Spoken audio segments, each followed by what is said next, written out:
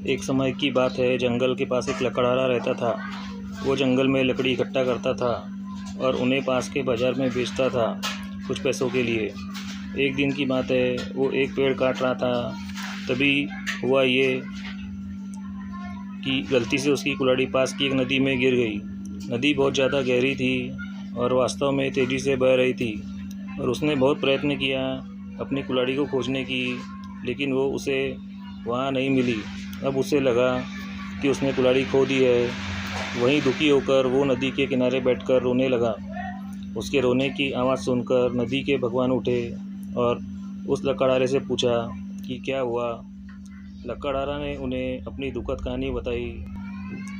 नदी के भगवान को उस लकड़हारे के ऊपर दया आई और वो उसकी मेहनत और सच्चाई देखकर उसकी मदद करने की पेशकश की। वो नदी में गायब हो गए और एक सुनहरी कुल्हाड़ी वापस लाए, लेकिन लकड़हारे ने कहा कि यह उसकी नहीं है। वो फिर से गायब हो गए और अब की बार उन्होंने चांदी की कुल्हाड़ी लेकर वापस आए, लेकिन इस बार भी लकड़हारे ने कहा कि ये कुल्हाड़ी उसकी भी नहीं है। अब नदी के भगवान पानी में फिर से गायब हो गए और अब की बार वो एक लोहे की कुल्हाड़ी के साथ वापस आ गए। लकड़ी का कुल्हाड़ी देखकर लकड़हारा मुस्कुराया और कहा कि यह कुल्हाड़ी उसकी है। नदी के भगवान ने लकड़हारे की ईमानदारी से प्रभावित होकर उसे सोने और चांदी की दोनों कुल्हाड़ियाँ से भेंट किया।